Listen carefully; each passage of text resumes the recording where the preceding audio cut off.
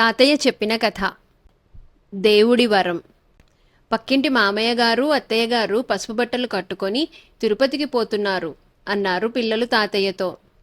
అవును మరి, వాళ్లకు మొక్కున్నది కాబోలు అన్నాడు తాతయ్య. మొక్కుకోవటం దేనికి తాతయ్య అని పిల్లలు అడిగారు. డబ్బు కావాలని, ఉద్యోగాలు కావాలని, రోగాలు నయం కావాలని, పిల్లలు లేని వాళ్ళు పిల్లలు పుట్టాలని దేవుళ్లకు మొక్కుకుంటారు అన్నాడు తాతయ్య. దేవుడికి మొక్కుకుంటే డబ్బు ఇస్తాడా తాతయ్య అన్నారు పిల్లలు. ఇస్తాడనే కదా మొక్కుకుంటారు అన్నాడు తాతయ్య. అయితే దేవుడి దగ్గర డబ్బులుంటాయా తాతయ్య అని పిల్లలు అనుమానంగా అడిగారు. దేవుడి దగ్గర డబ్బులుంటాయటర్రా పిచ్చివాళ్ళల్లారా అన్నాడు తాతయ్య. అయితే మరి దేవుడు మొక్కుకున్న వాళ్లకు డబ్బెట్లా ఇస్తాడు తాతయ్య అని ఒక పిల్లవాడు అడిగాడు. ఎలా ఇప్పిస్తాడో తెలియాలంటే ఒక చిన్న కథ చెబుతా వినండి అంటూ తాతయ్య కథ ఆరంభించాడు. ఒక ఊళ్ళో ఒక శివాలయం ఉండేదట. గర్భగుడిలో శివలింగం ఉండేది. ఎదురుగా నంది విగ్రహం ఉండేది. ఒక పక్కగా పార్వతీ అమ్మవారు విగ్రహము, ఇంకో పక్కగా వినాయకుడి విగ్రహము ఉండేది. రోజు నియమంగా ఈ ఆలయానికి వెళ్లేవారు ఇద్దరే ఉండేవారు. ఒకడు గ్రామంలో కల్లా గొప్ప ధనికుడు, లక్షాధికారి. రెండోవాడు ఆగర్భదరిద్రుడైన ఒక కూలివాడు. ఒకరోజు లక్షాధికారి కొంచెం పొద్దుపోయి ఆలయానికి వచ్చాడు. అతడు లోపలికి అడుగు పెట్టబోతూ ఉండగా లోన ఎవరో మాట్లాడుకునే మాటలు వినిపించాయి. ఏవండి, ఆ కూలివాడు ఎన్నో ఏళ్ల నుంచి ఎంతో భక్తితో ఆలయానికి వచ్చి మిమ్మల్ని కొలుస్తున్నాడు కదా, వాడి బీదరికం ఎందుకు పోగొట్టరు అని ఒక ఆడగొంతు ప్రశ్నించింది. అవును పార్వతి, అలాగే చేస్తాను. నాయన విఘ్నేశ్వరుడు, రేపు సూర్యాస్తమయం లోపల ఆ కూలివాడికి 1,00,000 రూపాయలు వచ్చే సదుపాయం చెయ్యి అని ఒక మగ గొంతు అన్నది. సరే నాన్న అని ఒక యువకుడి గొంతు పలికింది. ఆ మాట్లాడుకున్నది పార్వతి, శివుడు, వినాయకుడు అయి ఉంటారా అని లక్షాధికారి ఆశ్చర్యపడిపోయాడు. ఆలయంలోకి ప్రవేశించేసరికి అక్కడ ఎవరూ లేకపోవటంతో ఆయన అనుమానం దృఢపడింది. గంజికి గతిలేని వాడికి 1,00,000 రూపాయలే, ఆ డబ్బుతో ఏం చేసుకోవాలో కూడా వాడికి తెలీదే. వాడికి సుఖంగా జరగాలంటే 100 చాలు, 1000 అయితే కొల్లా అనుకున్నాడు లక్షాధికారి. ఈ ఆలోచనతోనే దేవుడికి దండం పెట్టి మొక్కు తీర్చేసుకొని ఆయన ఇంటికి వెళ్ళాడు. ఆ రాత్రల్లా నిద్రపట్టలేదు. వినాయకుడు 1,00,000 రూపాయలు ఇప్పించటమే జరిగితే కూలివాడు చాలా కష్టాల పాలైపోతాడని, వాణ్ణి ఆ కష్టాల నుంచి తప్పించాలని లక్షాధికారి నిర్ణయించుకున్నాడు. అందుకు అతడేం చేశాడు? తెల్లవారుతూనే ఆ కూలివాణ్ణి వెతుక్కుంటూ వెళ్ళి ఎలాగైతేనేం పట్టుకున్నాడు.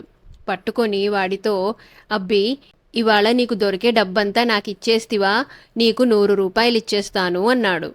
కూలివాడు నిర్ఘాంతపోయి, తమరు నాతో పరాచకాలాడుతున్నారు అన్నాడు. పరాచకాలు కాదు, నిజంగానే ఇస్తానన్నాడు లక్షాధికారి. కూలివాడు నమ్మలేదు. చూడు, 100 రూపాయలు కాదు, 1000 రూపాయలు ఇస్తాను, నువ్వు మాత్రం నీకివాళ దొరికిందంతా నాకిచ్చేయాలి అన్నాడు లక్షాధికారి. కూలివాడికి కోపం వచ్చింది.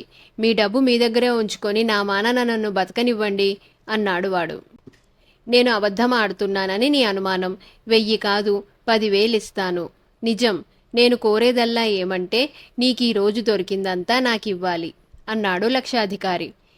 ఈ సంగతి నలుగురితోనూ చెబుతాం రండి, ఏం మాటలివి అంటూ కూలివాడు గొంతెత్తాడు. వాడు డబ్బు చూస్తే గాని నమ్మడనుకొని ఇంటికి వెళ్లి లక్షాధికారి ఏకంగా 50,000 తీసుకొని వచ్చాడు. ఇదిగో, ఈ డబ్బంతా నీదే, ఉంచుకో. 50,000 ఏమిటనుకున్నావో? ఇందులో వేళాకోళం ఏమీ లేదు. కానీ నువ్వు మాత్రం నీకివాళ దొరికేది అణా కానీ 1/2 రూపాయి కానీ నాకిచ్చేయాలి. ఇస్తానని శివుడిపైన ప్రమాణం చెయ్యి అన్నాడు లక్షాధికారి. సాక్షాత్తు శివుడే ఈ రూపంలో వచ్చి తనకు డబ్బిస్తున్నాడనుకుని కూలివాడు లక్షాధికారి కోరిన విధంగా ప్రమాణం చేశాడు.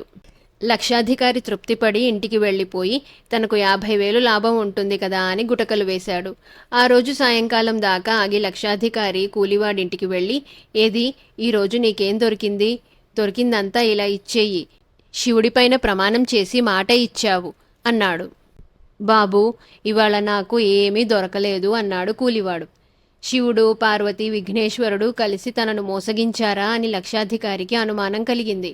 దడదడలాడే గుండెతో ఆయన శివాలయానికి వెళ్ళాడు. మళ్లీ లోపల నుంచి మాటలు వినిపించాయి. నాయనా విఘ్నేశ్వరుడు, ఆ కూలివాడికి 1,00,000 ఇప్పించావన్నానే, ఇప్పించావా అని శివుడు అడిగాడు. లక్షాధికారి చేత 1 అర లక్ష ఇప్పించాను నాన్న, ఇప్పుడే మిగిలినది కూడా ఇప్పిస్తాను అన్నాడు విఘ్నేశ్వరుడు. లక్షాధికారికి మండిపోయింది. అతడు చరచరా లోపలికి వెళ్ళి విఘ్నేశ్వరుడి విగ్రహం యొక్క చెయ్యి పట్టుకొని, నా డబ్బు ఆ దరిద్రుడికి ఇప్పించటానికి మధ్య నీవెవడివి? ఇదేనా మీ దాతృత్వం అని కేకలు పెట్టాడు. అప్పుడేమైందనుకున్నారు? విఘ్నేశ్వరుడి తొండం లక్షాధికారి చేతిని ఒడిసి పట్టుకున్నది. రాతి తొండమేమో లక్షాధికారి చెయ్యి అటూ ఇటూ కదలలేదు. అయ్యో అయ్యో, ఇదేమన్యాయం! ఓ విఘ్నేశ్వరుడా, నా చెయ్యి వదిలిపెట్టు అని లక్షాధికారి మొరపెట్టాడు. ఆ కూలివాడికి మిగిలిన 1,00,000 ఇచ్చేదాకా నీ చెయ్యి వదిలేది లేదు అన్నాడు విఘ్నేశ్వరుడు. తప్పేదేముంది? కూలివాడికి మిగిలిన 1,00,000 కూడా ఇస్తానని శివుడి మీద ప్రమాణం చేశాక లక్షాధికారి చెయ్యి ఊడి వచ్చింది. ఎంత చెడ్డ శివభక్తుడే గనక అన్నమాట చొప్పున అతడు కూలివాడికి మరో 50,000 ఇచ్చుకున్నాడు.